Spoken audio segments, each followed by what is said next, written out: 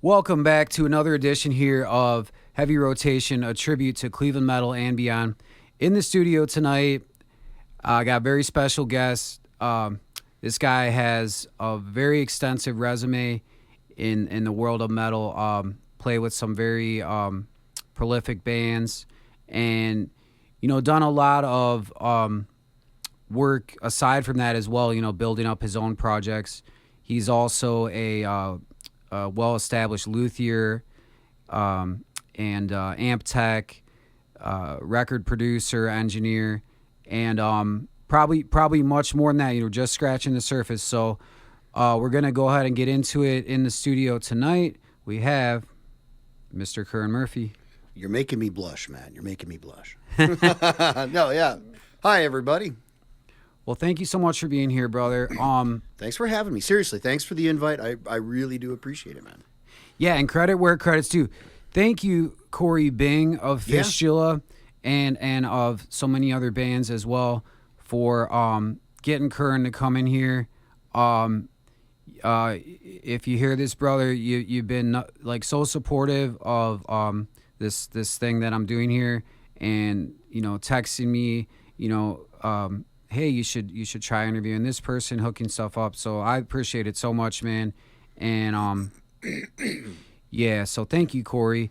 He's gonna have to let me know when his band plays again, because I'd like to go see his band. They got a gig coming up that was announced at West Side Bowl with Voivod and a bunch of other. That was the name that popped out to me, but there's many bands on it. Because Dan from Voivod's a friend. Maybe I'll look that up in a minute, but I know it's at West Side Bowl. I'll message Dan. He'll tell me. So they're playing the West Side Bowl. Yeah. Because they were just through a couple weeks ago when Tony and Mark were in town when we were recording the new Venom Inc. record. Voivod came through, played the King of Clubs down there in Columbus, and that was a great show. Ugh, Voivod is so good. Yes, they are, man, and a band that wasn't afraid to mix things up throughout the career. I appreciate to be that. As weird as possible and make it awesome. yeah, that Pink Floyd cover is just superb. Yeah. So anyway, man, a lot to go over. This could be interview series, as I look through your resume, but I feel it's most important to talk about, what you currently have going on, first and foremost. So, you've been working with Venom Inc., I believe, since 2024? Yeah. So, in 2024, Tony Dolan, the Demolition Man, reached out and asked if I'd be willing to fill in for Jeff Dunn, who wasn't going to be able to do a South America tour. And when you book these tours, you book them so far in advance, and you have contracts signed and money is paid and all kinds of things. Plane tickets are bought, equipment's rented.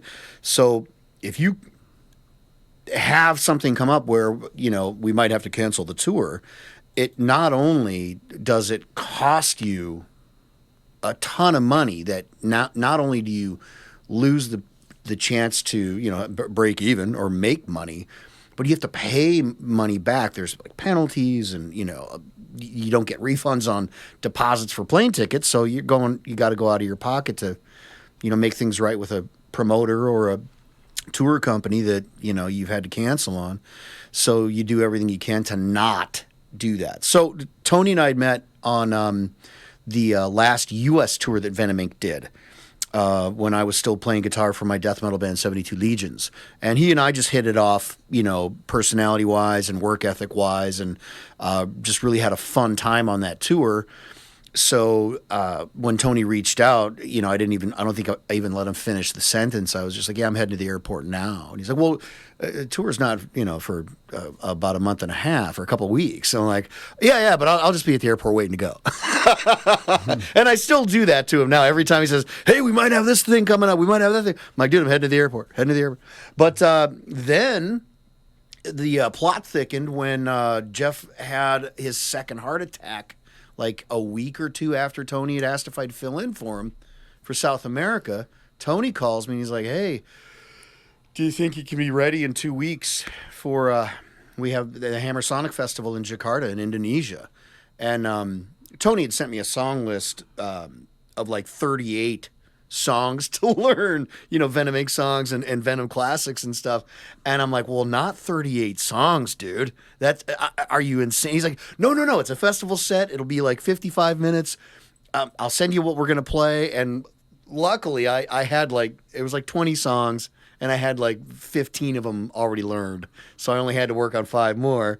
And then, the joke that we still tell and laugh about, all 3 of us, Mark and Tony and I'm like, okay, well, cool. So we're going to be able to get a rehearsal in then, right? Like, we'll fly in like a day or 2 early and be able to get a rehearsal. And he's like, oh, yeah, we'll make that happen. Don't worry, I'll talk to the promoter. He'll get us a rehearsal room, this, that, and the other. And that didn't happen. So I show up in Jakarta and it's like, all right, we're going to play. I'm like, yeah, so no rehearsals? No, it's not going to happen. We can't make it happen. Oh, so we hit the stage with having never played together before. And, it's been nothing but a nuclear blast ever since then. Right on, man. So, with Venom Inc., I know you guys have some touring coming up. Oh, yeah, baby. Oh, yeah. So we're getting ready. My lovely, amazing miracle wife pointed this out to me last night. She's like, Curran, you realize that you're going to be heading to Europe in like a little under 3 weeks, right? I'm like, what? Wait, huh? I have no concept of time anymore. So we're going out as direct support for Black Label Society on their European tour coming up here. First show's on the 28th of May. And like 4 of the 13 or 14 shows that we're on with them are already sold out, and the other ones are getting close. And then we have a bunch of headlining dates in between that all over the UK, Scotland, Ireland, Europe. Like, it's gonna be an incredibly fun run. So the Black Label Society is gonna be a great, exciting thing to get to do. My understanding is that they said that's the band we want, is this Venom Inc. band. Like, they picked us, like, for whatever reason. That's how it was explained to me by management. Like, oh yeah, they really want you guys on the tour. Well, that's cool. So it's going to be exciting. It's going to be really cool. And we've got some new music that we're going to get to play. I can't name names because we haven't done the official announcement, but we got a new mini LP coming out, and we're going to be playing probably everything off that mini LP because we're excited about all the songs we recorded and stuff for it. So, yeah. Excellent. Yeah, that was definitely something I wanted to touch on. So I've seen some of your social media posts where you were tracking with Tony Dolan, I believe. Yeah, Tony. Well, Tony and Mark both. Oh, okay. So, yeah, originally for the mini LP, we were planning on recording it in England. And then the studios that Tony wanted to use, there was either some scheduling conflict or something about the production budget wasn't right. And it kind of degenerated into, we're going to do it, or Mark's going to record his drums at his practice space on his recording interface where one channel is broken, and I had a complete and utter panic attack meltdown and reached out to Tony. I'm like, Tony, we can't make the first thing that everybody hears from Venom Inc. with, the first thing that Mark's played on, and the first thing that I've played on. We can't do it. Like, I'm having a panic attack even thinking about how close it was to that, because I was going to fly over and we were all going to go into the studio and play together and track the drums. Then Tony and I were going to fly back here to the U.S., finish my guitars, finish his bass and vocals, and mix everything here. I just told Tony, I'm like, look, I have an incredible studio here that I've built. I've been making records since 1999. Even if I can't mix it how you want it mixed, I know I can get it recorded how it needs to be recorded so that any top-level mixing engineer, Andy Sneap or, Joel Wanasak or Joey Sturgis, we can send them the tracks and they'll mix it and it'll be amazing. Whatever you want to do, but we can do it here. Instead of me buying a plane ticket for me, you were going to fly over anyway. We'll get a plane ticket for Mark and we'll just do it all here. I have all the equipment. I mean, I've got 5 drum kits in the studio. I've got stacks of bass amps, stacks of guitar amps, and 24-hour access. We could come in at 6 in the morning and stay until 6 in the morning if you want to. And he, he took about 5 minutes to kind of think it over and message me. He's like, all right, that's what we're going to do. And so they both flew over. Mark was here for a week. We tracked all his drums and he had to fly home. And then Tony and I worked for a week. It's the fastest I've ever made a record that I've been involved in, where I'm like the guitar player on the album. And then it was mixed, over the course of the next week after that. So it was really fast. It's like 7 songs, and we're all super excited about it. The sounds, the mix, and then the mastering. We just got the masters back last week, and can't wait to unleash it, man. It's gonna really, I think, it'll be another exciting heavy metal Venom Inc. statement. So. Yeah. Excellent, man. And great to hear that that's happening right in our state of Ohio, the new Venom Inc. tracking. I didn't want Tony to think that, like, oh, well, we have to record it at my studio because I'm the guitar player and I'm going to make it all about the guitar. As a record producer and a recording engineer, I think I'm pretty monstrously paranoid of mixing like that. Like, oh, it's all guitars and this and that. And I really like mixing a band for the band. So, Venom Inc., it's not just about the guitar. I mean, it's a heavy metal band. Yeah, so the guitar is going to be loud and you're going to hear it and all the, guitar harmonies and layers and all of that stuff's going to happen. But one thing, while Mark and Tony were here, it was really about, like, how can we get the absolute best drum sounds? So reheading the kit, retuning the kit, letting Mark pick from the 6 or 7 snare drums that I have in the studio, which one he liked the sound of, which one Tony liked the sound of. And then, doing as many takes as we thought we needed until we got the right feel of, the 3 of us playing in the loud room together. And we're really worried about the energy that Tony and I are putting up so that Mark has the energy to put into his drums. And that kind of old school, treat it like tape. We're not going to quantize. We're not going to trigger the drums. We're not going to, we'll do, we'll edit takes together. I mean, they did that on every huge album ever with tape, where here's the cool verse section, you slice it and you put that here, and then you'd tape the tape together and all that cool. So we did take advantage of some things like that, but, using a click track and having tempo maps so that it wouldn't feel stiff, all just one tempo all the way through. Like, we were doing this thing to make sure we had the right feel. Like, the feel that we have when we play live, the 3 of us, I mean, it happened like at the first gig at Hammer Sonic in front of 54,000 people. We played and walked off stage and I was like, man, that felt really good, with no rehearsal, my first time ever playing with him, and I'm just filling in, all that great stuff. And really being conscious of maintaining that in the studio, because it's the last piece of the Venom Inc. puzzle that we have not done, the 3 of us together, is be creative together, record together, and work together in that environment. Touring is a different beast from writing a song or recording a song. But yeah, it's just a different beast, So to sit there and play in the room and then look at how we're playing the song and finding the tempos that feel the best, and then assembling a track of, like, the tempo changes. One of the songs that we had where we played it, straight through, it had, each section of the song was a different tempo. Just, like 150 BPM, then it slows down to 148, then it goes to 155. And all of those little variations we built into the click track so that we'd have a home base to all know where we needed to be. But we got that from playing in a room together, just playing and tracking it and then going, all right, that last take felt good. Well, what's that one feel like? What's that one break down? You know, all that technical kind of stuff. And just the whole idea was really to try to have that, you know, us in a room vibe. And we really got it. And then I had another personal mission statement. I told this to Tony midway through.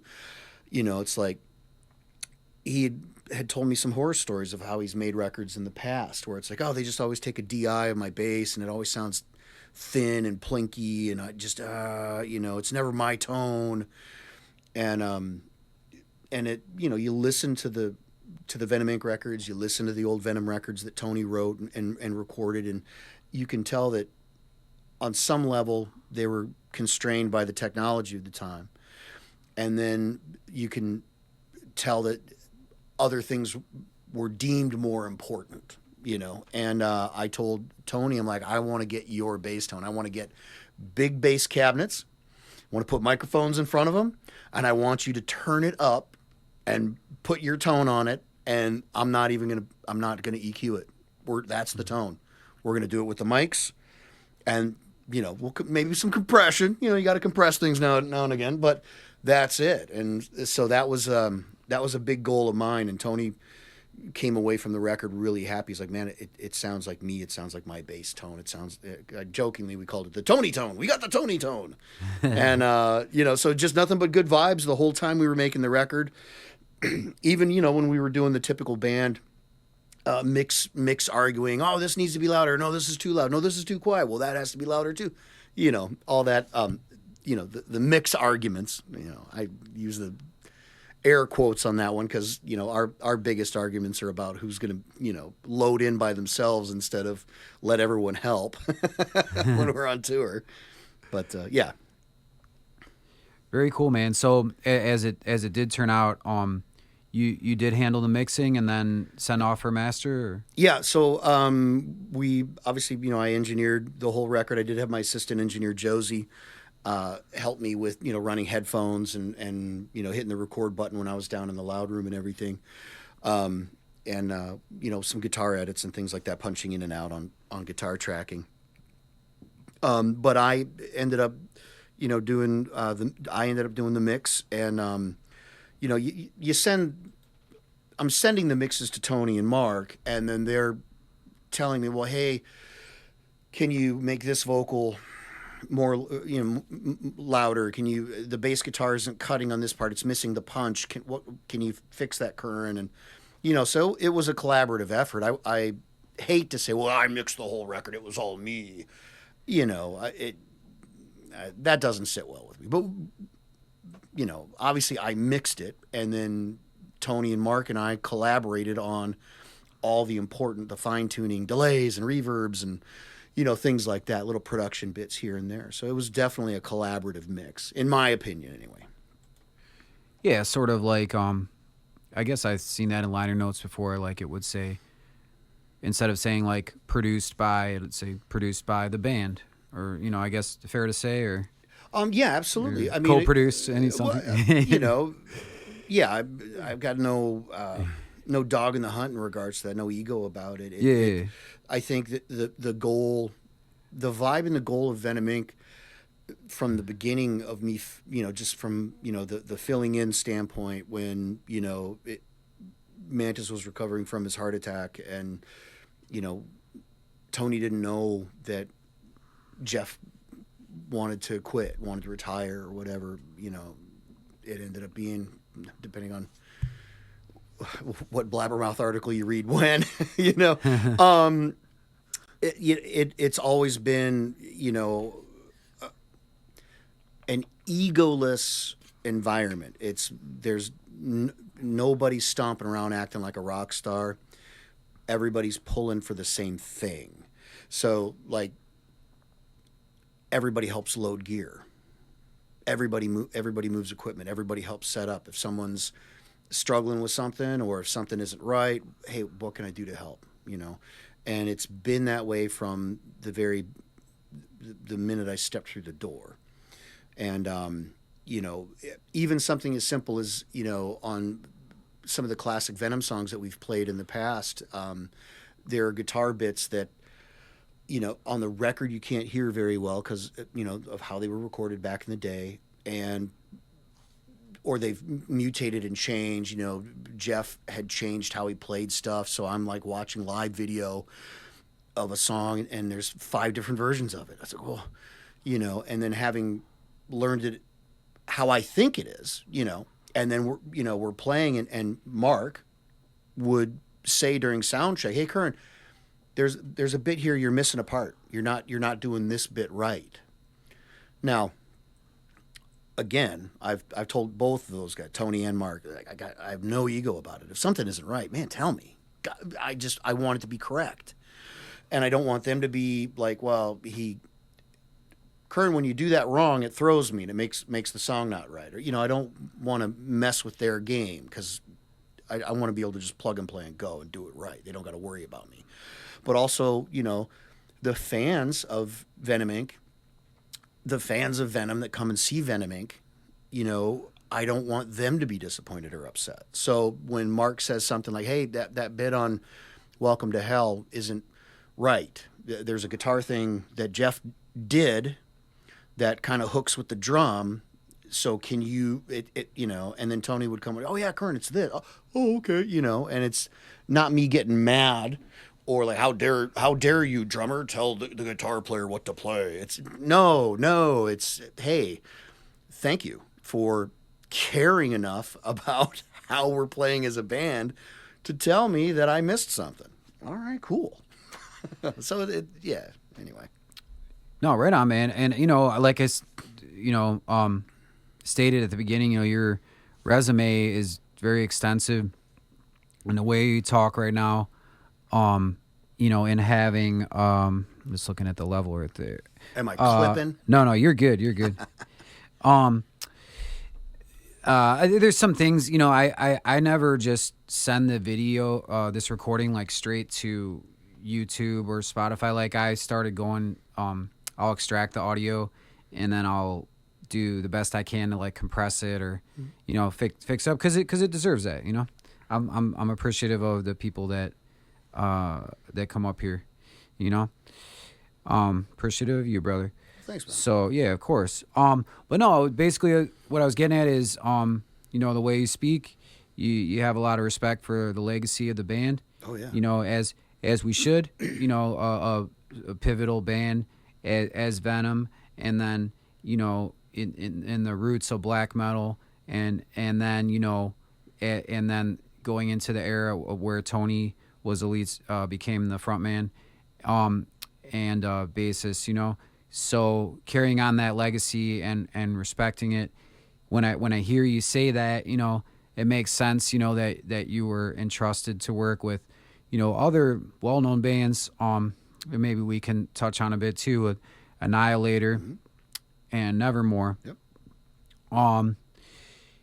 I've got my thank you. Got your notes. Shout out to Encyclopedia Metallum. Metallium. Is it Metallum or Metallium? I think Metallum, because there's no I. Aluminium. Like Metallium, like it's like Valium or something. All right, there you go.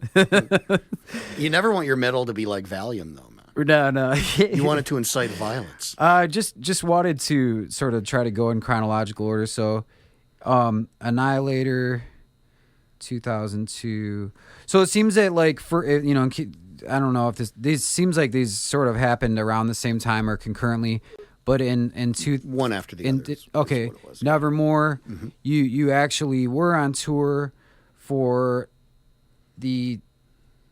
Some of this stuff I have memorized, but I just don't want to say it wrong. No, I can break it down for you. Dead Heart in a Dead World, amazing album. Yep. You toured as a rhythm guitarist on this? Yeah. Well, so my time with Nevermore, excuse me, actually started in '97 on the Politics of Ecstasy tour. Okay. Because Pat O'Brien had left Nevermore to join Cannibal Corpse. Okay. And they had a European tour lined up, and a friend of mine I was living in Seattle at the time, and a friend of mine had been asked by the Nevermore guys, like, hey, would you play guitar for us? And he had turned him down. But he said, I know a guy, talking about me, and he was very kind of Rod to do that. And he gave me Jeff Loomis's phone number. And so I just called and left a voicemail. Hey, my name's Curran Murphy. I hear you guys need a guitar player. My buddy Rod gave me your number, and I'd love to come down and do an audition. Give me a call if you still need a guitar player. And I hung up the phone and forgot about it. Like, 4 or 5 weeks rolled by, and my phone rings. I was like, hey, is Curran there? I'm like, yeah, this is Curran. Oh, hey, this is Jeff Loomis. I'm like, Jeff Loomis? Oh, wait, the Nevermore guy, right? Like, I didn't know anything about any of it, back then. I'm blowing all my street cred here. I didn't know that they used to be Sanctuary. I didn't know, Oh, right. Yeah, all that stuff. So we set up an audition, and I was the only guy they tried out, and we went and did the European tour, and, they were waiting for Tim Calvert to get done with Forbidden and move up to Seattle to join the band. So I just did that one tour in 97. Then Tim left the band to go be an airline pilot, like literally a commercial, like Bruce Dickinson type thing. And they asked me to come back. They're like, hey, would you want to play guitar for us again? I mean, I was never an official member. I always try to be very clear about that. I was always their touring guitar player. And so we did the Dead Heart and a Dead World tour from 1999 to 2001. We were on the road for that album, and it was awesome. It was absolutely phenomenal. It was playing Wacken, other big festivals happened that we did, touring the world, getting to tour with, In Flames, Lacuna Coil, Dimmu Borgir on that big record that they had out at the time. I can't remember the name of it. But it's such a great record. And it was really, really awesome. So at the time with Nevermore, we were on tour in Europe. We were doing a co-headlining tour with Annihilator, and Jeff Waters had approached me on the bus, like 3 shows into that tour, like, hey, man, are you actually in Nevermore? I'm like, well, no, I'm not. I'm their touring guitar player. He's like, well, dude, would you want to be in a band? Like, we need a permanent guitar player. We'd like to hire you and have you be a band member. We're like, well, what? And I told Jeff Waters, I'm like, hey, I can't believe that you're actually asking me if I want to join Annihilator. I'd love to, but, I've committed to, Jeff and Jim and Worrell and Van, for the Dead Heart and a Dead World tour. So, in a year and a half or whatever, at the end of that, if you still need a guitar player, yeah, right, like they can't find a guy, give me a call. And in a year and a half, at the end of the Dead Heart and a Dead World tour, they call, hey, man, you want to come up to British Columbia and hang out and listen to the new record and be in the band? Okay, so that's how the Annihilator thing happened. So, it's just one of those weird, crazy things where my time with Nevermore was ending, and, Annihilator picked up, and then I did that for a couple of years, 3 or 4 years, a few records, a live album, all that good fun stuff. And then that came to an end, and I started Shatter Messiah. So, yeah. Excellent. Yeah. And I played a little bit of Shatter Messiah, as well as the band that followed that, 72 Legions. Yeah. Before we kicked off the interview, and I was just listening to it as I was driving over here today too, and it definitely makes sense when I listen to it. That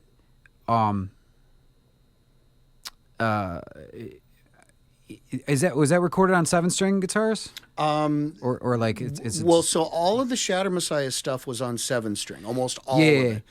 Some of it was on 6-string, but like down in drop C or straight C. Okay. So the first Shatter Messiah record was in those 3 different tunings. So we had the 7 strings, and I tuned them down to A, so a full step down instead of a half step down like what Nevermore was.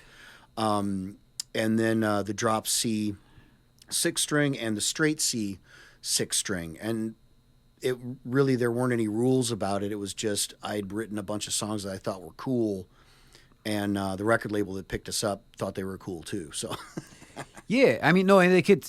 I was kind of just maybe overthinking the statement, but it definitely sounds reminiscent of Nevermore. I wouldn't say it sounds just absolutely. like Nevermore, but I'm sure from time spent in that band, playing those tunes, absorbing all that, it's very heavy, down-tuned music, but with, I guess you could say, a traditional metal vocalist, or for the most part, Yeah, absolutely. So and that's awesome, Well, I mean, with that band, with Shatter Messiah, I was coming off of Nevermore and then Annihilator, and people say that, well, man, it kind of sounds like Nevermore, and or they're worried that I'll be insulted by them saying that, and it's like, no, people don't understand, and I love telling the story, and I'll tell it again right now. But when Jeff Loomis and I, when we were practicing, and he was teaching me the Dead Heart and a Dead World songs, and he was teaching me other songs that we'd be playing on that tour, from Dreaming Neon Black, and from the I think we played a couple Sanctuary songs too on some of the tour runs, but we would sit and agonize over how Jeff was picking the parts, and Jeff. He wasn't a tyrant. I don't want anyone to think like he was, it must be this way. That wasn't it.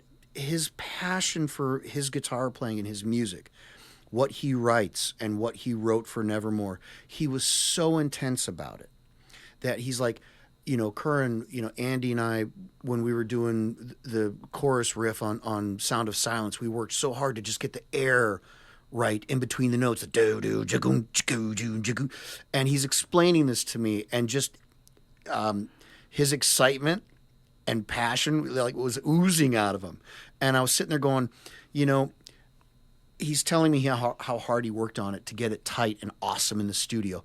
It would be rude and the ultimate jerk thing, to not curse, for me to not care or say, well, I'm going to play it how I'm going to play it. So I would literally write out the music. He would show me the guitar parts and I'd tab it out. And then I would even write out like, hey, Jeff, play it again real slow and show me how you're picking it. And I would write out the pick strokes, down, down, up, down, down. And that's how I would learn it. And it was out of absolute respect for how great and what an incredible musician Jeff Loomis is, and what a great band Nevermore was, and now is going to get to be again. Now that they're back from the dead, literally. So it was nothing but respect. So working that hard to play like Jeff Loomis, it's going to kind of get into my skin. I'm going to kind of play a little bit like Jeff. I'm going to kind of phrase stuff a little bit like Nevermore. I'm going to kind of think about writing subconsciously, not, I'm going to copy Nevermore. It's like, well, no, I played with Jeff Loomis and for Jeff Loomis and had to learn a ton of Nevermore songs and a ton of Jeff Loomis riffs, and play, the River Dragon solo with Jeff, the big harmony, all that fun, that exciting, fun, incredible music. And so, I'm going to walk away from that, and I'm going to kind of write and play a bit like Jeff. And I still do. And I personally don't think that there's anything wrong with that. I think that it made me a strong enough guitar player to then go into another style of heavy metal, Annihilator, with the precision, insane precision down picking and timing and all the madness that Jeff Waters does with Annihilator, and be able to elevate my playing yet again to meet that exacting and demanding, psychotic level of guitar playing. So, hey man, it did nothing but make me a better musician, so yeah. And then again, the whole Shatter Messiah thing was to try to marry that Nevermore feel and influence with, my thrash metal and death metal interests, and have big melodic vocals, big, huge choruses, huge guitar harmony solos and all that fun stuff, and some blast beats and some death metal and, vomiting into the mic, all that kind of fun stuff. I wanted to be a big melting pot of all the stuff that I think is cool with metal. So that's what Shatter Messiah was. Yeah, brother. And then so Shatter Messiah, the last album, as it's written here, was in 2016, Orphans of Chaos. Wow, man, a decade. Yeah, Orphans of Chaos. That was a dark, ugly record. That was a very hard record.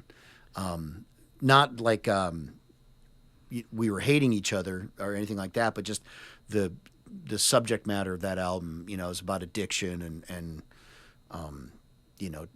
trying to get sober, trying to stay sober, and it's not a personal story, but it was inspired by somebody that I know, and that Robert Falzano, my drummer for Shatter Messiah, we're friends with, and he's still alive and he's sober now, and I think he's doing great. I hope he is, but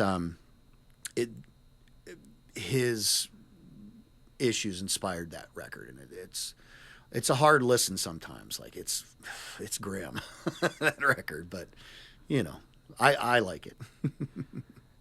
Yeah, me as well. I think there's so many different flavors within metal, and you have like bands that are like all the lyrics are about like Egypt or like Nile or something like that. It's like, okay, this is our thing, or like we're singing about aliens, or we're singing about Satan, or there's even like Christian bands, right? But and it's all cool. It all has its place.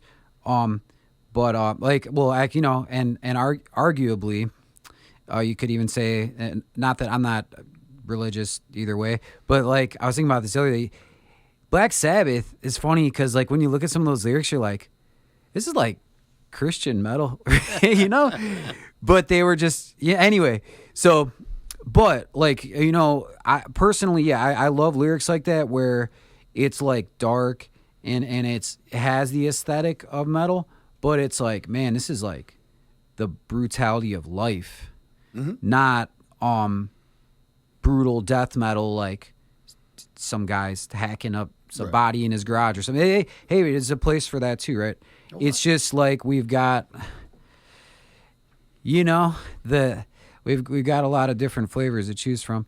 Yeah. With how did that band, how did that band come together?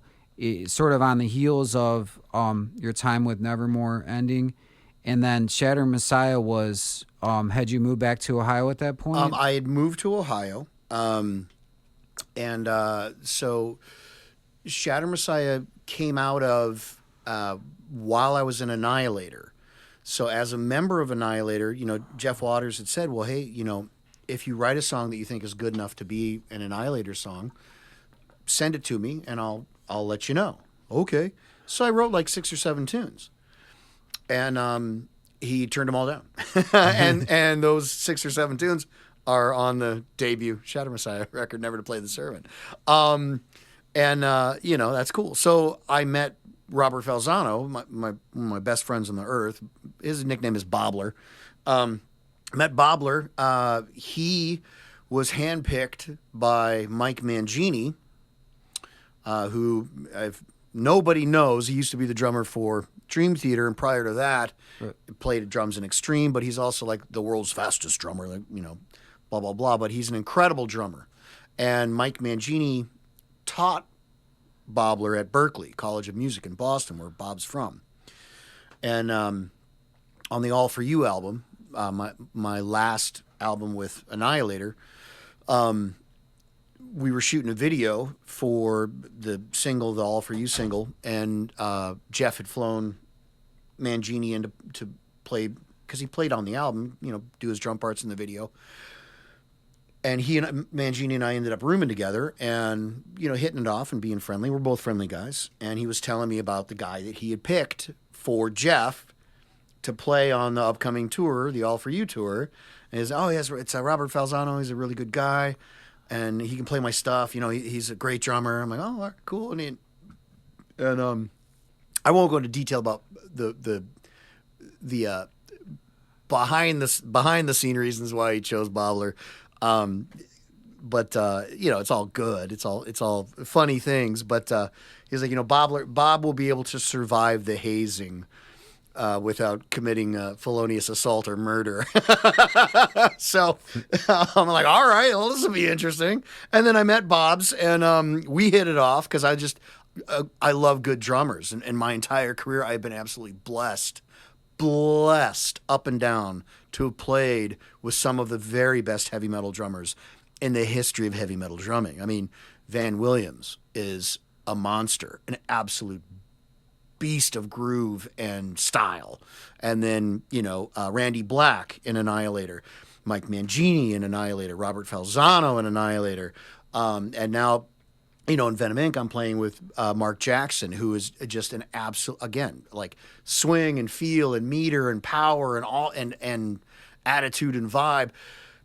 Again, I have been blessed with the drummers that I have been fortunate enough to play with and be in bands with and make records with. So anyway, that's how I met Bobler. And the songs that I had submitted to Jeff Waters for an Annihilator record that he ended up turning down, I asked Bobler, we had a day off in Switzerland or something on tour. I'm like, hey man, let me know what you think of these songs. I gave him a CD and I'm like, it's just drum machine, don't judge me too harsh, man. And part in the back of my mind was, Annihilator doesn't tour 9 months out of the year. We do, 2 or 3 months of touring and then kind of we're done.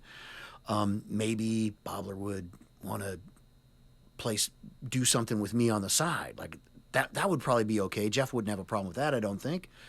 And Bobler came back, 15, 20 minutes later, he's like, knocking on my hotel room door. I open it up and he's like, dude, can I play drums for your band? I'm like, you're hired. So that was the start of Shatter Messiah. And then just, finding other musicians here in Ohio from that. And, Bobler was in Massachusetts, but it wasn't a problem for him to, drive or fly into town to work and make records. And then we go on tour and, with Annihilator, I learned that you can have a band and be in a band and everyone doesn't have to live in the same town. The drummer lived in Germany. Jeff Waters lived in Vancouver, Canada. I lived in Ohio. The singer lived in New York. The bass player lived in Ottawa.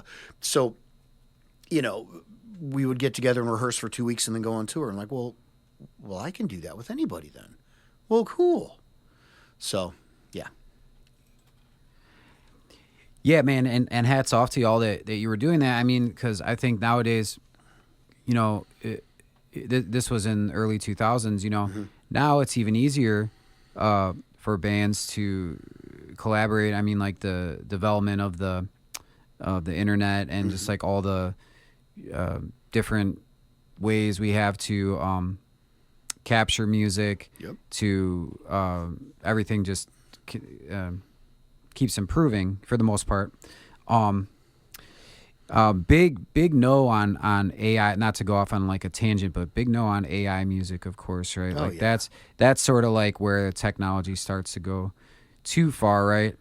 I just to walk it back too, I really appreciate what you were saying about and that's something I think I'm going to keep for myself in my own endeavors of,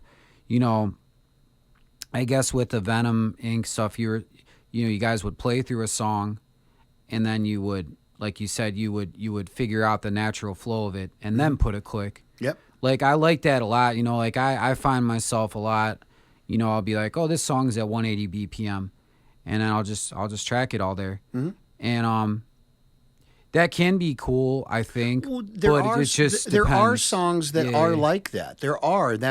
And again, that's not saying anything negative about songs like that or bands that write or record like that. For me, I've been making records since 1999. And so a big part of the first part of my producer career was that. Like, oh, the songs all got to be at this tempo. So all the riffs have to be at that tempo. They all have to, and then, you get sick of eating fried chicken every day. So you're going to want to get a steak. You're going to want to try fish. You do one thing again and again and again and again and again and again, and it becomes stale. It does. And I'm not saying forever. I'm saying this is all for me. So I just kind of put that idea in my head of like, well, we still talk about and we still listen to records that weren't recorded at 180 BPM for the whole song. And Justice for All, Master of Puppets, Rust in Peace, every Van Halen record, Black Sabbath, Led Zeppelin. There weren't click tracks on those things. It was, a band in a room, all looking at each other, playing and locking in and getting that cool vibe and that energy. And I said, well, why can't you have that? And then with the technology that we've got today, extrapolate where everybody's at. And then you can, have that home base. I call it the home base, where I'm not fighting to get with the drummer. The drummer's not slowing down to let me catch up. And, Tony isn't earlier behind. We hear the click. We know where the click is, but we also know that click has been bent and hammered into the feel that we like for that part, then the next part, then the next part, and the next part. And then we just play the song with that click. And I've been experimenting with that idea for the last few years before joining Venom Inc. And those records that I've done that way, the general consensus in reviews and in interviews, like, man, it sounds like a live band. It sounds like a band playing in a room. Dude, it sounds great. What'd you do? The energy and the feel and there's like this breathing to it. And I was like, well, yeah, there must be, because you're telling me, as the guy interviewing me about the song, that it's doing this thing. That's the thing I wanted it to do. So there's something to it. I mean, you're telling me that Van Halen would be better if we put it on a click and quantize the drums and auto-tune the vocal. Yeah, Fair Warning's going to improve if we do that. Or And Justice for All is going to get better if we do that. No. Yeah. Anyway. Hell no. Or Rain and Blood. Yeah, Okay. we're gonna trigger the drums. We're gonna quantize those kicks on the break.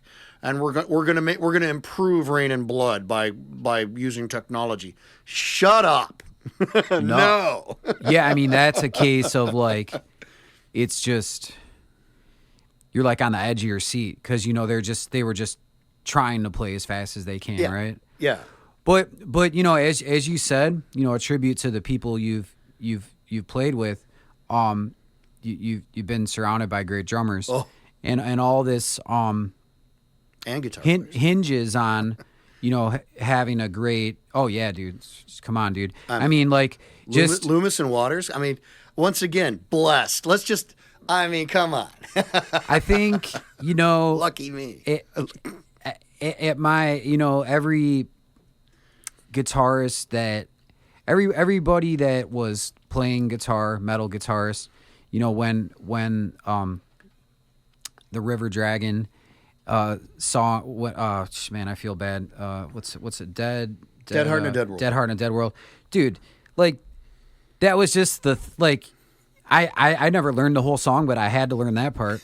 It was just like, dude. Yeah, I mean, to be up on, I'm just like, man. Let me live vicariously through, just for that to be shredding that part with Jeff Loomis. I mean, that's just amazing, dude. It was. It was a constant source of worry and stress. Like, okay, don't screw it up, Curran. Don't mess it up, dude. You gotta play it right, man. Oh yeah, because it's like, yeah, I'm sure like everyone in the audience is like waiting for that here part. Here it comes. All those chromatic ties. The funny thing is, so the NAMM show out in Anaheim, California, where the music industry and all the players go. Guitar Center on steroids. Guitar Center on steroids and crack cocaine, baby. I always used to joke like, you've made it when you've written something that you hear everywhere at the NAMM show. So Loomis, the River Dragon, NAMM riff, and the Meshuggah guys got they got two NAMM riffs, the drums and the guitars on that part. It's sure, it's hilarious. It's absolutely brilliantly awesome. So yeah, that riff, man, dude, just iconic stuff, man. Agreed. But yeah, like I think that's so cool. Like you're able to work with a skilled drummer, whereas in you can bend the click, hammer the click, as you said, into submission. Yeah. Because I think with a lot of guys, we all have to just put in the work and hone our craft. So this is not meant to be, condescending.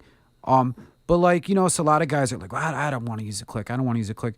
But then, it's like, well, have you ironed out your parts? Can you like play your whole drum part like just by yourself? Like, you know what I mean? Like when I was talking to Scott Bryant when he came in here, and it's in the front of my mind now, like, cause they did the same thing. It was explained to me like how, they took the time to get their clicks all ready before they went into the studio with Noah at Mercenary. Yeah. So he's like, well, how do you explain? Steve's going to go in and record all his drums, and then I'm going to go later and do guitars and vocals. I'm like, what? Well, so because he just it's like a lot of drummers are like, well, yeah, I know I go to double time here. I know there's a blast beat here. Well, I'll just do whatever fill comes in the moment. Yeah. But this is like a next level, and I was just so impressed by that, like. Well, that so those kinds of things. If a band told me that, hey, our drummer's going to come in and record his parts, and then I'll come in and do guitars, I would red flag that as a record producer. I'd be like, no. No, but we know all our parts. No. If nothing else, come in and give me a scratch guitar track against your click tracks, so that, because I don't get pre-production time with local bands. When a local band comes to me, I'm hearing that stuff for like the first time. So I have to trust that they know what they're doing. And with the inexperience that a lot of these bands have, they really don't. And so trying to make sure that, hey, you said, here's the verse part, here's the chorus part, here's the, so I would tell a band like that, like, just come in. It doesn't have to be tight and perfect. Just give me a guitar track and then go. You don't have to be here for it. And then we'll record the drums. That way I'll know, here's the verse section, here's the chorus section, here's the bridge, here's the breakdown bit, here's the solo. So I could, at that point, maybe even make producer suggestions to the drummer. Like, hey, if vocals are happening here and you're, all that, that's going to make it hard for the vocals to cut, or I'm not going to be able to get your drums to pop, because if the vocals are going, that's what people are listening to. So all that cool tom stuff is not going to be loud on the record. So maybe we figure out around the vocals, or we save all that cool stuff for another section of the song where the vocals aren't there. And that way that part gets what it deserves. It gets the attention it deserves. Like those kinds of production things I would offer up to a band. And if I had a band, like Odious Sanction comes in, I know those guys know how to play. Clearly. They know how to play to a click. They got their tempo maps, all that stuff. They've done their what's called pre-production, where they've broken down the parts. The guitar player can play everything without anybody else in the room, and it's right. He knows what he's supposed to be doing. The same thing with the drummer. So from there, as a producer, I'm able to offer suggestions for, well, hey, have you thought about doing a key change here? Or, hey, this part's such a great part. Maybe we should extend it.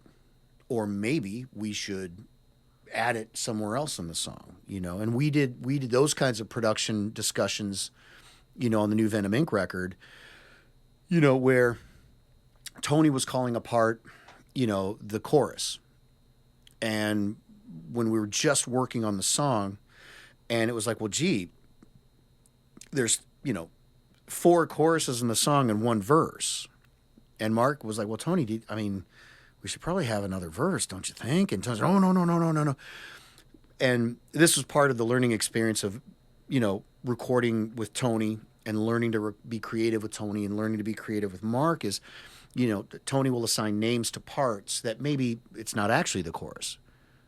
It feels like a chorus riff, but it becomes the verse riff, and then there's like, hey, this song it only has, it's got a verse and a chorus and then a guitar solo and then the song's over. Can we add another verse? Can we? Well, yeah, of course. Being able to make those kinds of production suggestions and stuff. And when you get a caliber level band like, the guys in Odious Sanction or Venom Inc. as a producer, I know that I can make those kinds of suggestions and nobody will take it the wrong way. They'll only take it as either, well, it's an interesting idea, let's try it, or no, dude, we don't want to do that. All right, cool. No worries. But with green bands or inexperienced bands, it's a bit harder. And so I like to, I always joke about, well, hey, we're going to stave off all the arguments later of, what are you doing on that part? Well, I've been playing it this way for 5 years. And, those kinds of things. Stave off those arguments by having everybody, while we're doing basic drums, to a certain degree, we'll get scratch tracks down so that then everyone can just sit back and listen to what the drummer's doing, and the drummer has a consistent guitar part, and those kinds of things. You eliminate a lot of, it's not supposed to be that fast. Well, but we all played it at that time. If it's not fast enough, let's talk about speeding that up.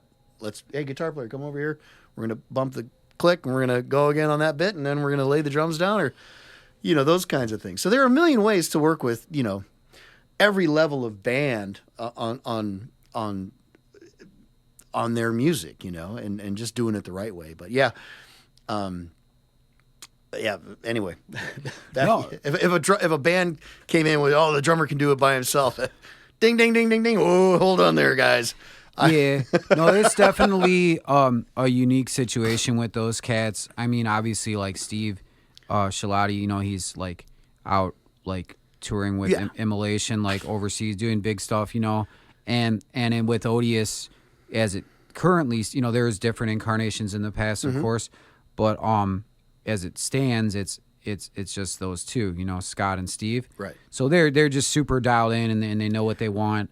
That being said, I mean Noah's an awesome resume goes on and on of bands he's produced, engineered, and bands that he's played in.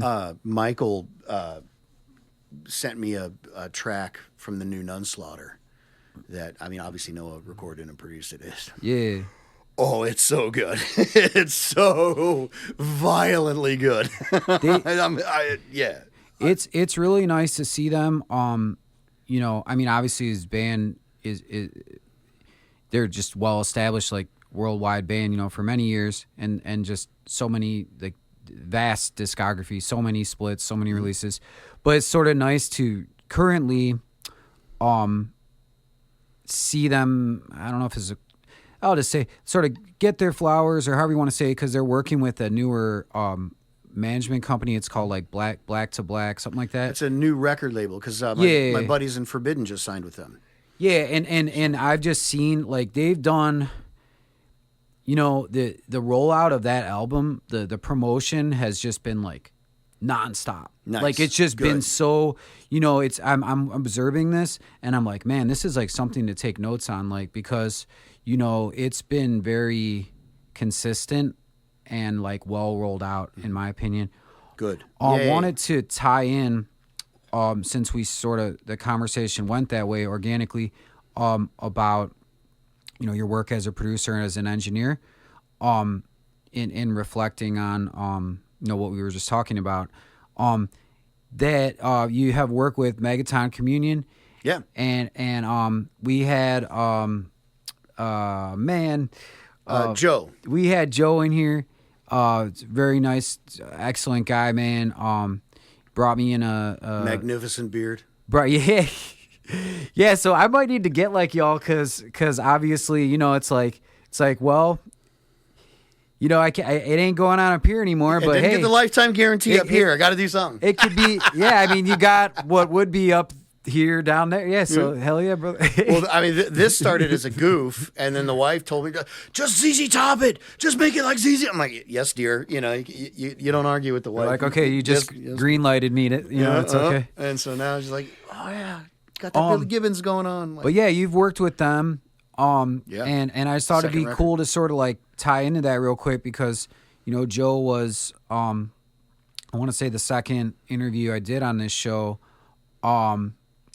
So they did the first album. He brought me, he actually gifted me like a vinyl of it. It's very generous. First one. And then I think when I was talking to him, he said there was a follow-up that they were recording with you. Well, they recorded the first one with me as well. Yeah, what was the first one called again? Good Lord, I'm man, I just put you on the spot. I can't. I literally cannot remember. I'm gonna look it up while you're talking to me. Yeah. No, we tracked that record, the second record, about 2 weeks ago. We did all the basic tracks and got that done. I mixed it last week, and those guys have had the record over the weekend and have been listening to it. And they gave me their mix notes for everything yesterday. So I just got to do a couple of mix tweaks, and then that record's done, their second album. And it's great. An interesting example of getting a band's sound how they're supposed to sound.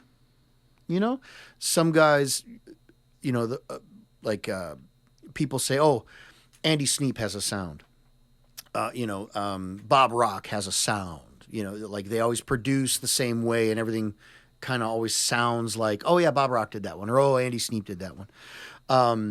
And I personally don't think that's true. I think those guys get the band's sound how they want, right? And I do take pride in the fact that I make bands sound how they're supposed to sound. And Megaton is one of those bands where if you do it wrong, if you do it wrong, it ain't right. And, you know, they're a band, you put them in a room, you put mics on everything, you get a lot of room sound, you get a lot of ambience, and you hit record. No click track. You do 3 or 4 takes, and then they come upstairs and they listen to them and they go, "That's the take." All right, there it is. Boom. And then, you know, we'll overdub bass. We'll redo the bass track. We'll get a real take on the bass track. We'll get a real take on the guitars because we want to do, you know, guitar left and guitar right. But then still you're talking about, we're going to use this amp on the left side.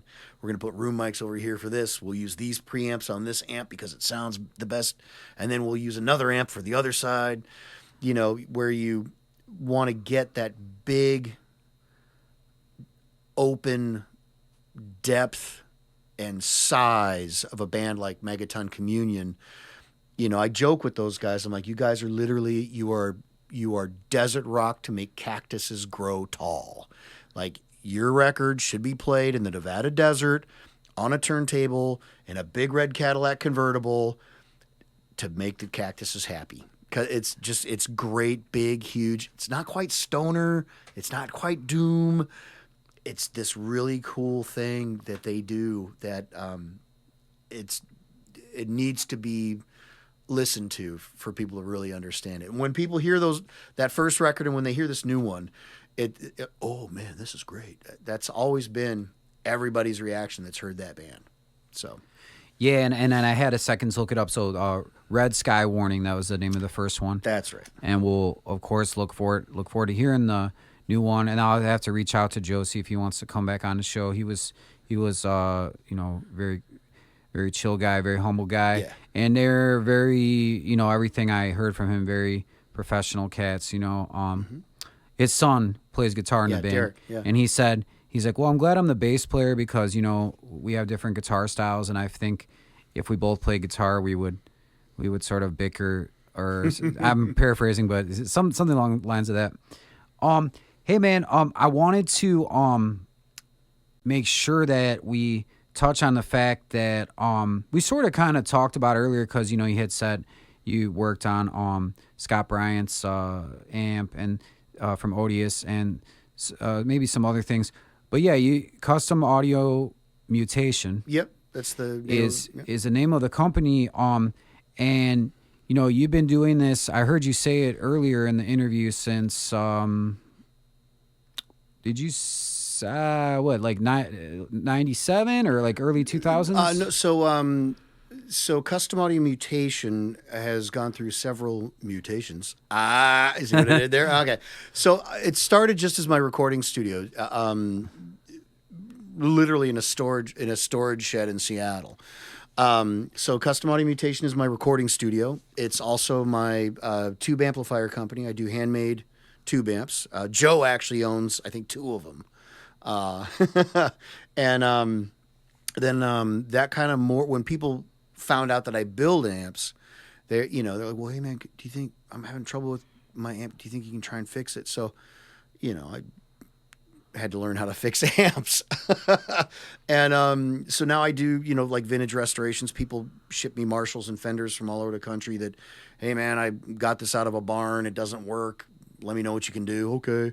I'm starting to get a lot of Mesa Boogie restorations coming in because those amps are coming up on their sell-by date, as I affectionately call it. You either fix it or it's going to blow up. So, it's going to expire in flames. So I'm starting to see a lot of those come in, and they're hard to work on. So when people find guys that'll work on them, I got one coming to me from New York next week. It's like, all right, yeah, I'll do it, man. I mean, the bill ain't gonna be cheap, but you love the amp. We want to make it run. I want to make it run. And then I've been a guitar builder. I'm retired from building guitars, but I repair guitars and all that. Man, I started working on guitars when I was 19. I was really fortunate. I apprenticed under Lynn Ellsworth of Boogie Body Guitars, who was the guy who built Eddie Van Halen's Frankenstrat. And worked with Wayne Charvel down in L.A. and all that. So I apprenticed from him on how to do, well, hell, everything from, zero to hero, blocks of wood into a guitar, kind of thing. And then I've just always, nobody can set my guitars up how I need them, so I had to learn how to do it for myself. And then I tell shops, like, well, hey, I want to do this and this. Oh, you can't do that. Oh, you're... Fine, I'll do it, because I'm, detuning to the key of Z minor and using 70 gauge strings for a low E. And, everybody wants to tell you no until you show them it can be done. Well, I don't need to argue with people. So, I mod guitars, I mod all mine, and I do all that stuff for guys, kind of thing. I have a also Custom Audio Mutation. It's a high-end tube store. So, like, I'm a dealer for Diesel and Soldano and Synergy and Friedman and Dark Glass bass gear and, guitar parts, Seaboard Duncan and DiMarzio pickups and all that stuff. So, all kinds of stuff. Any way to make money and make a living with music is what I like to do. And I'm not trying to do an advertisement or nothing. I don't want to break any rules. It's not that. So, anyway. Well, that's all right, man. I mean, it all goes hand in hand, and anyone that hears this, if they got a Mesa Boogie that's broken, maybe you're gonna be hearing from them. Well, maybe. So, as it stands, the main focus, I take it right now, is Venom Inc. Oh, yeah. And as it should be, of course, right? Is 70? We didn't really talk about 72 Legions. Mm-hmm. Are you still keeping that project alive at the moment? No. I put that one to bed. Okay. Venom Inc. is my priority. I'm the lead guitar player in Venom Inc. So there's no time for me to do another band, and the guys in that band, the drummer has gotten a couple of really good touring gigs playing for some pretty prominent metal bands. So he's off doing that. Dan England. No, God. Gates? Dan Gates. There's a guy out in Seattle named Dan England, an old friend of mine. I'm sorry, Dan Gates. I'm sorry, Dan. So Dan is a pure blood death metal guy, like dyed in the wool. That's his thing. And so when the Venom Inc. thing came across, and I started that when we just put 72 Legions to bed. he instantly got in Mulciber. And he just got back from Europe a couple weeks ago. And then he started a new band called Vicar Blood with Veda V, female death metal singer who's an absolute beast of a singer. She's incredible. And I think they're finishing up their new record. I'm not sure. I think they recorded it at Dan's place, but I get the feeling that they're going to have Noah mix it, which I don't know. I haven't talked to Dan about it, but that always kind of seems to be like how it goes. You take it to Noah to have him mix it and stuff. But that's going to be really cool. I like Dan Gates a lot. He's a great human being, and he was an asset up and down in 72 Legions, and I'm glad that he's got Mulciber going, Vicar Blood.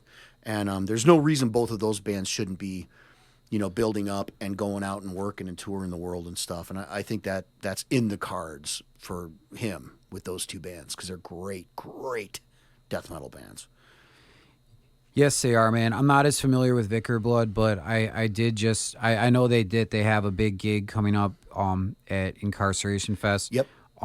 Charlie, the drummer of that band, and he's in probably, I don't know if I had to guess, like 5 other bands. But wait, he's a drummer and he's in 5 other bands? Surprise, surprise! Yeah, go figure it. Is he even a drummer then? Because he's only in 5 bands? I mean, isn't there a qualifier of like 7 or more, and then you can call yourself a drummer? Yeah, right. 5 that we know of, right? And right, then, 5 that we know of. Well, and long running, of course, with Inoculation. Yeah. But oh, that's another great band. Oh yeah, shenanigans and a half on Ohio. Shenanigans and a half. So many killer bands in this town, man. What the? But yeah, Mulciber. We just did a Zoom interview with them last week. Yep. And it went really well. I was sort of anxious leading up to it because it's the first time that I did a Zoom video where like each band member was separate. Yep. So I was joking with. So don't run if I crack a beer? No, just kidding. It's a monster. It's a monster, kids. I was joking with him. Is there going to be like with the drummer prior? There's going to be like the Brady Bunch, but yeah, right. But that went really well, and yeah, Dan's awesome. Mm-hmm. Another like super. He's so low key. Yeah, he is like another just really like veteran that's just so down to earth and humble. But I'll tell you. There's with Dan, you can tell when he really believes in something because he'll get adamant about it. He doesn't raise his voice, but he's like, "No, man, I'm telling you, I just know this is how I know it can be done this way." Like when Dan gets that way, it's like, "All right, that's how we're gonna do it," because Dan's being adamant. And I'm not making fun, Dan. I'm not, but you're so mellow and such a low key guy. It's great when you. When you elevate, it's like, oh, got to listen to Dan. Something's up. Well, we can start to wind down a bit. Sure. Towards the end of the interview, like I said, man, thank you so much for being here. Hey, no, thanks for inviting me. I really appreciate it. I'm a chatterbox to begin with. I love talking music and gear and all of that kind of stuff. So it's awesome that anybody wants to, even hear me yammer on. So thank you. I would be, I'm thankful to have this conversation, whether it's being broadcasted or whether it's getting uploaded regardless. I just try to think about, that it is for other people to listen to and not be too selfish and asking you like a bunch of gear questions or something. You know what I mean? So there are a bunch of gear nerds out there. Somebody will tune in and be like, "Oh man, they talked about the complete and utter lack of importance of capacitors." yes, we did. Snake oil, kids. A cap is a cap. But I think so we started with present stuff, Venom Inc. stuff, and we sort of like kind of went in back in time. So, I guess, a good way to sort of, in this last like 10 minutes or so would be like, how did things take shape for you, man? Obviously, when I look here, going all the way back to and we don't know if this.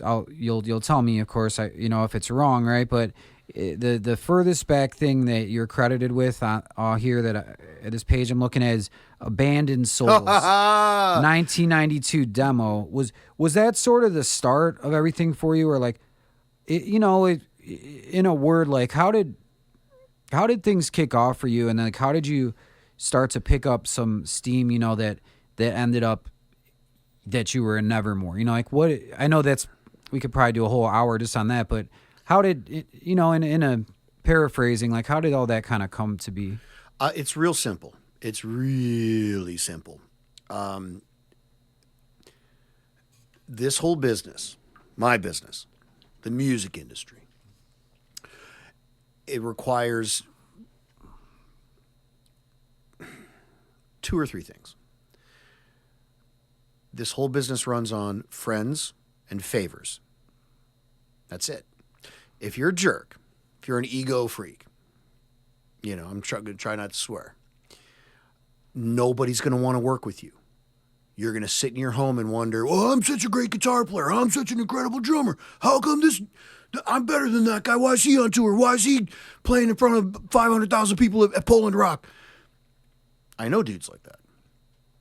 And they can't get out of their own way.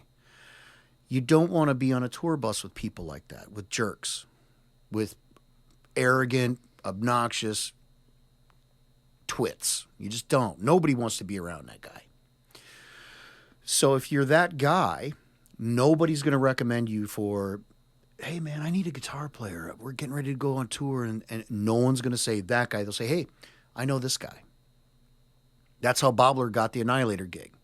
I know this guy. I know he can hang. I know he's cool. This is who you hire. And then it's all favors. Hey, man, can you help me out? Hey, Curran, do you want to go and do the South America run for me? Jeff can't do it. I need a favor. Can you help me?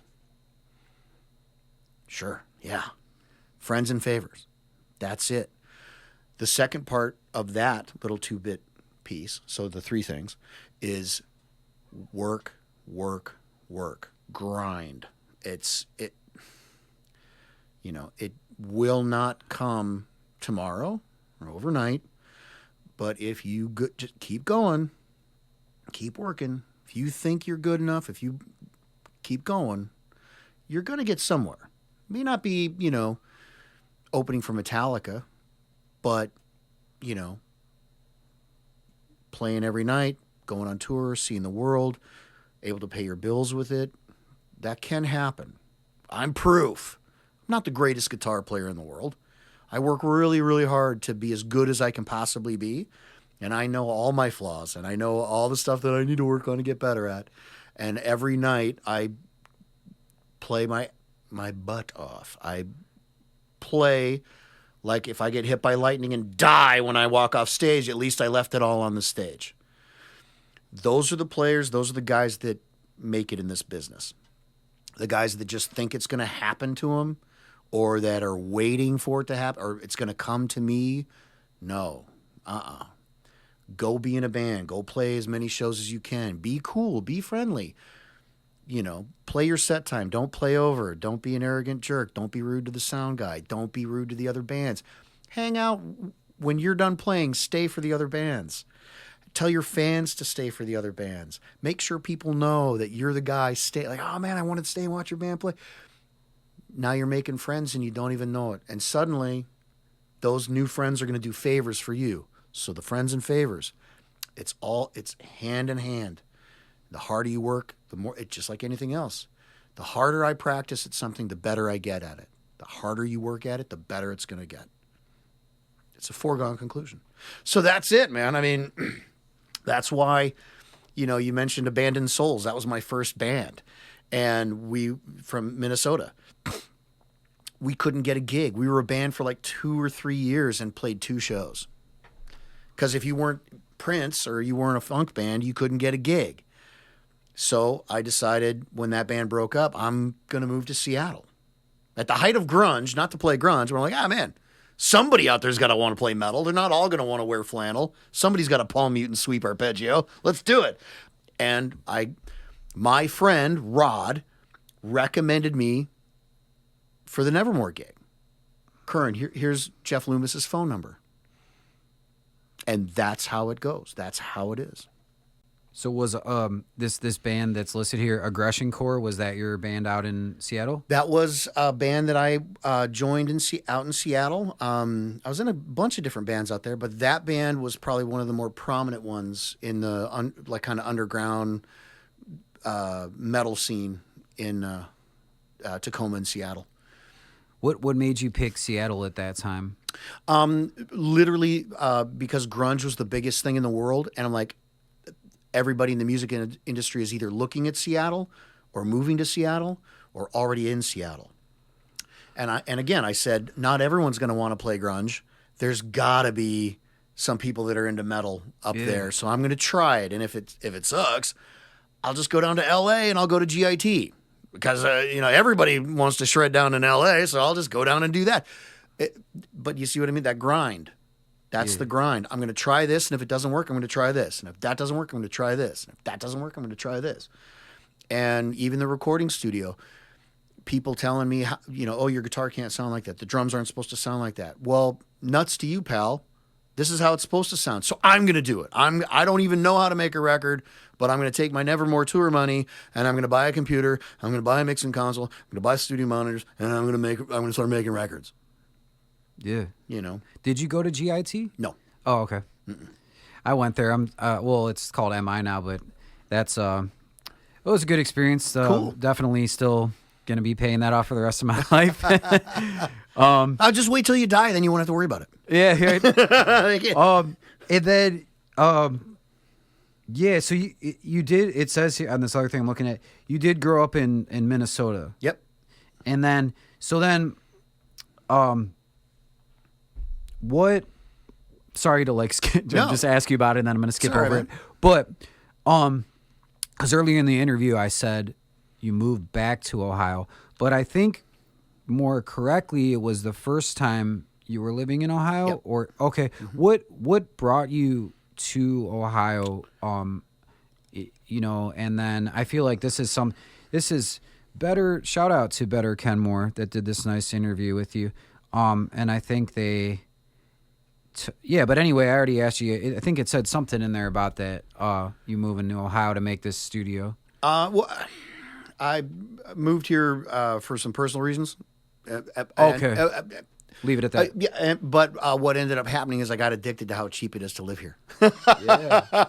And then the other happy thing about moving here was finding out how many next level musicians live here. And I mean, where my recording studio is in Kenmore, my amp shop and everything, it literally is like 3 blocks from where Tim Owens lives. It's like, what?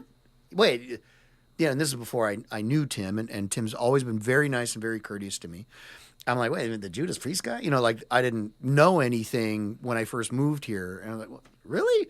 And then got a job working at a sound company.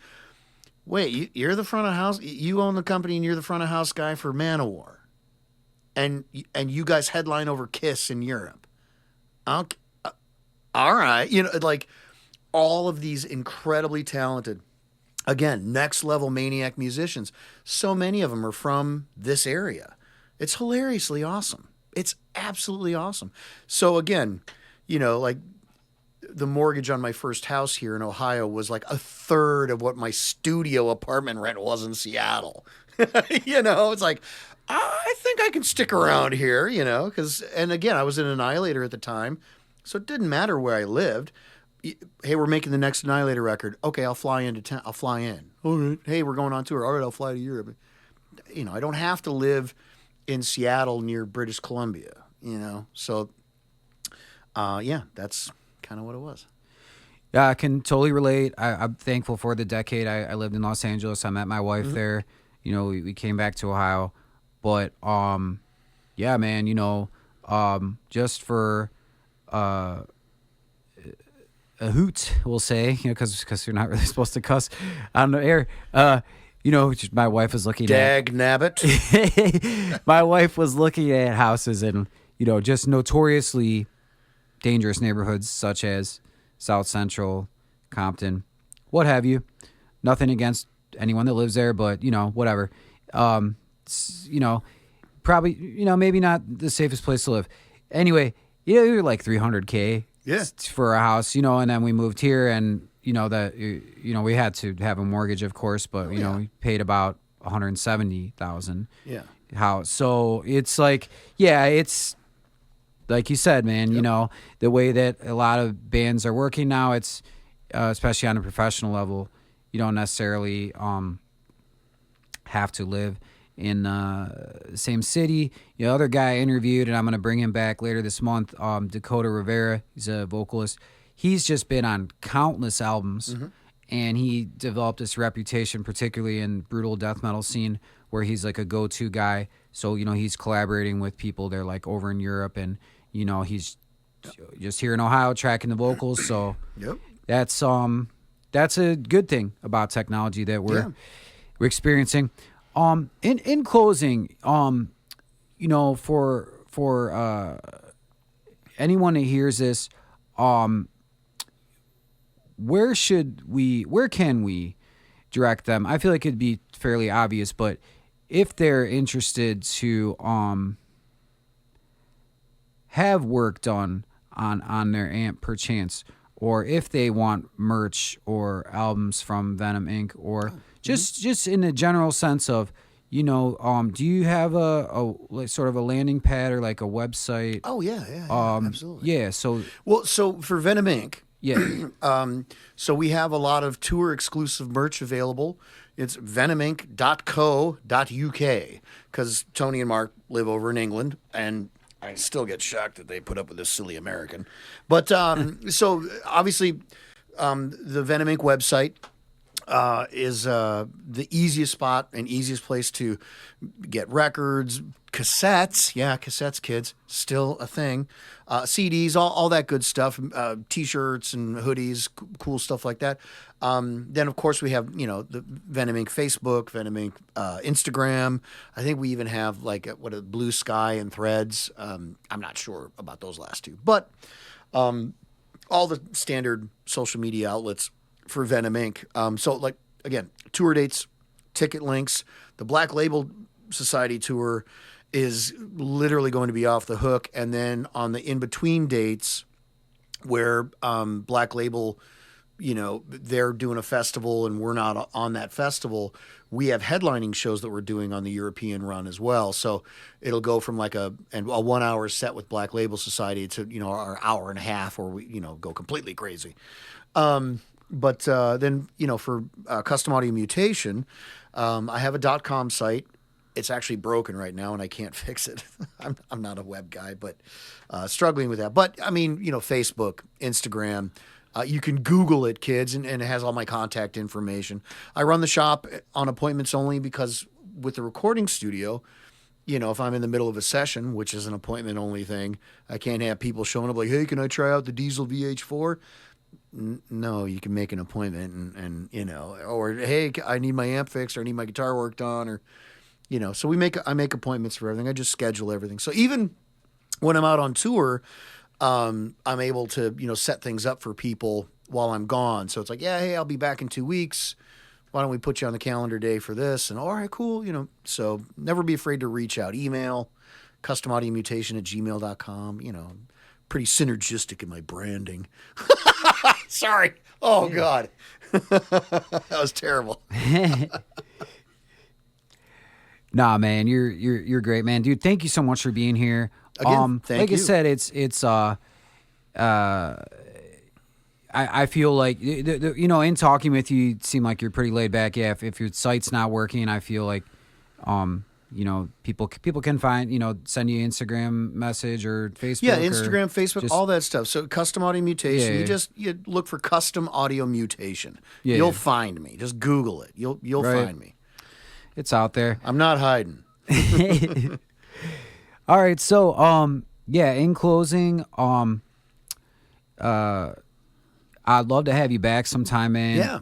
Maybe after the tour, get some cool tour stories. The ones that I can, the ones I can tell you without going to jail. Bring the Demolition Man in with you. Maybe oh yeah, Tony would have a blast if he's in town. That'd be amazing. And Mark as well. Yeah, we're gonna close this episode out. Very grateful for you being here, brother. Thanks for having me. I do appreciate it, man. Anytime. So yeah, we'll set something up for when I get back from this tour run. Excellent, man. Because by then we should have a release date on. It'll either be released or we'll have a release date for the new mini LP, and we can maybe play some tracks or something. Who knows?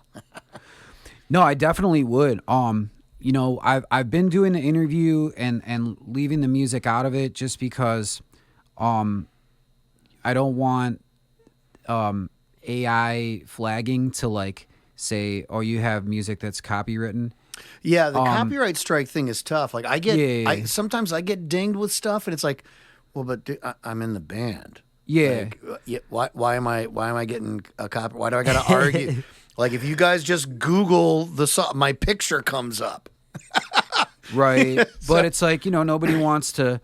Everybody, it's like no one wants to pay. I mean, we've been dealing with this for a while. It's like it's so hard to. You call and you're like customer service. You have to say that like 10 times till you actually get a person, right? So now it's like, well, they couldn't.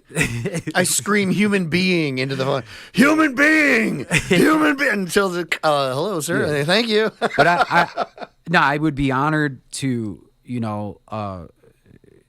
I'd be happy to include it either way. But yeah, if it's premiering a song or something like that, before or after the interview.